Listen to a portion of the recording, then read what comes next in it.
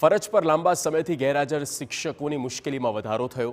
રાજ્ય સરકારે કારણદર્શક નોટિસ આપીને જવાબ માંગ્યો છે। 15 દિવસમાં સરકારે શાળા પાસે જવાબ માંગ્યો। ગેરહાજર શિક્ષકો સામે પગલાં કેમ ન લેવા તે અંગે શાળા પાસે જવાબ માંગ્યો છે।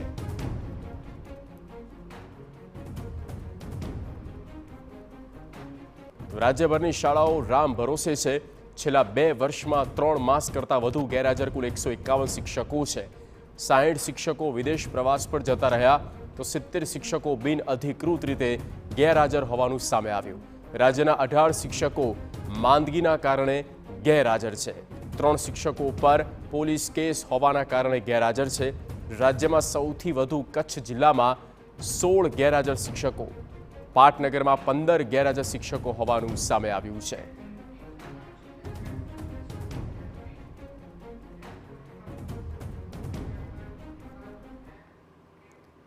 ત્યારે વધુ માહિતી સાથે જોડાઈ ચૂક્યા છે સંવાદદાતા કિંજલ મિશ્રા।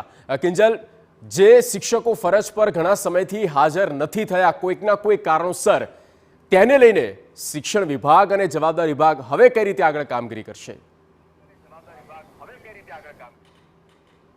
બિલકુલ, જે આંકડો છે તે 136નો છે। છેલ્લા 2 વર્ષમાં 136 જેટલા જે શિક્ષકો છે કે જે 3 માસ કે તેનાથી વધારે સમય માટે ગેરહાજર રહ્યા હતા, એટલે કે ફરજ ઉપર ન હતા। પરંતુ અત્યારની જો વાત કરવામાં આવે તો અત્યારે આ સમગ્ર બાબતને લઈ અને શિક્ષણ વિભાગની વાત કરવામાં આવે કે રાજ્ય સરકારની વાત કરવામાં આવે તો એક સતર્કતા જોવા મળી રહી છે, એક જે હિલચાલ છે તે જોવા મળી રહી છે। અને તેના ભાગરૂપે જે તે શાળાઓ કે જેનો રિપોર્ટ છે તે મંગાવવામાં આવ્યો છે અને તેમાં જે શાળાઓ છે, ખાસ કરીને અમદાવાદની વાત કરવામાં આવે કે ગાંધીનગરની વાત કરવામાં આવે કે બનાસકાંઠાની વાત કરવામાં આવે, તમામ શાળાઓ કે જ્યાં છેલ્લા 2 વર્ષમાં શિક્ષકો 3 મહિના કે તેનાથી વધુ સમયથી ગેરહાજર રહ્યા છે, તે શાળાઓને શોકોઝ નોટિસ છે તે ઇસ્યુ કરવામાં આવી છે।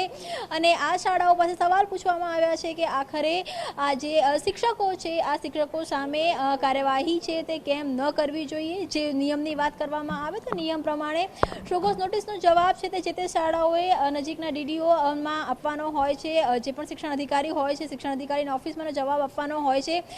જે રીતે શિક્ષકોમાં વિરોધાભાસ જોવા મળી રહ્યો છે કે કેટલાક શિક્ષકો કહી રહ્યા છે કે તેમની પાસે રજાઓ હતી અને તે રજા પર ગયા છે, જ્યારે કેટલાક શિક્ષકો દ્વારા ખોટી રીતે રજા લેવાઈ હોવાની પણ વાત છે તે બહાર આવી રહી છે। તો હવે શિક્ષણ વિભાગે જે શાળાઓ છે કે જે શાળામાં શિક્ષકો ફરજ બજાવે છે તેમની જવાબદેહી છે તે નક્કી કરી છે અને શાળાઓ પાસે જવાબ માંગ્યો છે કે આખરે જે હકીકત શું છે અને આ પ્રકારના શિક્ષકો સામે જે પગલાં છે તે કેમ લેવામાં ન આવે, તે લોકોને બરતરફ કેમ ન કરવામાં આવે। માનવામાં એવું આવી રહ્યું છે કે 15 થી 20 દિવસમાં તમામ જે શાળાઓ છે તે પોતાનો લેખિત જવાબ આ શિક્ષકો સામેનો જે રિપોર્ટ છે તે આપશે। ત્યારબાદ સરકાર તરફથી આ શિક્ષકો સામે કાર્યવાહી છે તે થઈ શકે છે।